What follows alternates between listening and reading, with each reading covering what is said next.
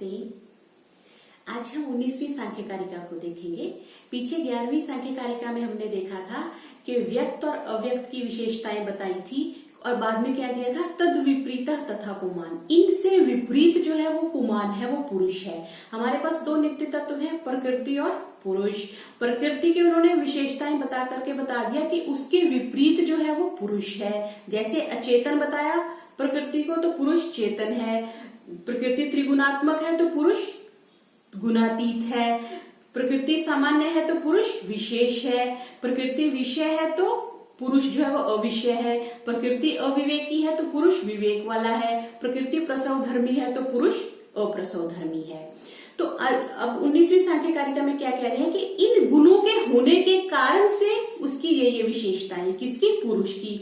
तस्माच्च विपर्यासात् सिद्धम साक्षित्वमस्य पुरुषस्य कैवल्यम माध्यस्थ्यम दृष्टित्वम अकर्तृभावश्च सिद्धम।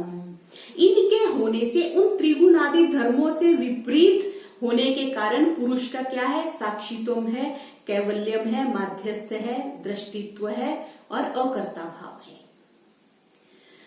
पुरुष है और प्रकृति है। पुरुष के ये गुण उन्होंने बता दिए। सबसे पहले क्या कहा? साक्षी।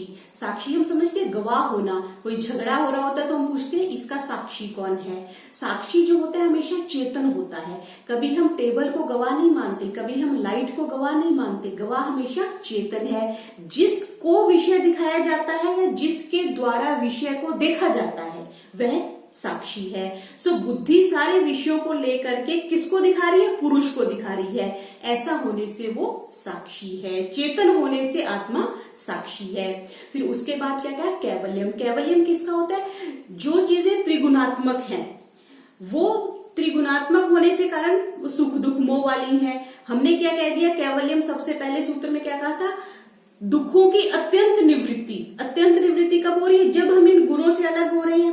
पुरुष में ये तीनों गुण नहीं है, इसलिए उसमें दुखादि नहीं है, इसलिए उसका कैवल्य है। उसके बाद क्या कहा? माध्यस्थ, मिडल मैन, मीडिएटर हम जिसको कह देते हैं। वो ऐसा क्यों है? क्योंकि निर्गुण होने से, वो तटस्थ रहता है, वो उदासीन रहता है। उसको सुख नहीं है, उसको दुख नहीं है, उसको मोह नहीं है, क्योंकि ये गुण जो है वो परस्पर विरोधी है। कभी एक है कभी दूसरा है। लेकिन जो पुरुष है वो निर्गुण होने से, त्रिगुण अतीत होने से वो उदासीन है, वो तटस्थ भाव से रहता है। उसके बाद क्या कहते हैं? दृष्टि। तुम देखता कौन है? चेतन होने से उसका दृष्टापन है। वो विषय स्वयं को तो नहीं देखता, टेलीविजन अपने आप को नहीं देखता, मेज अपना प्रयोग स्वयं नहीं करती, उसका कोई और प्रयोग करता है।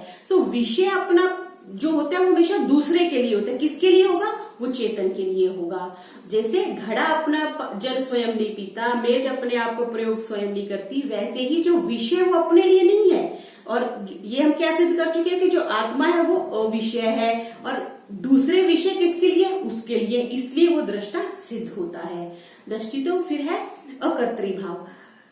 वो किस कारण से हो रहा है? क्योंकि वो विवेकी है और अप्रसव धर्मी है। अकर्तृत्व तो इससे उसका सिद्ध होता है। गुणों के अभाव में इन दोनों धर्मों का अभाव हो जाता है। क्योंकि वो त्रिगुणातीत है, उसमें सुख दुख मोह नहीं है, वो विवेकी है और अप्रसव धर्मी है। उससे आगे कुछ न्यू जो प्रोडक्ट्स हैं वो नहीं बनते। इसके कारण से उसमें अकर्तापन है।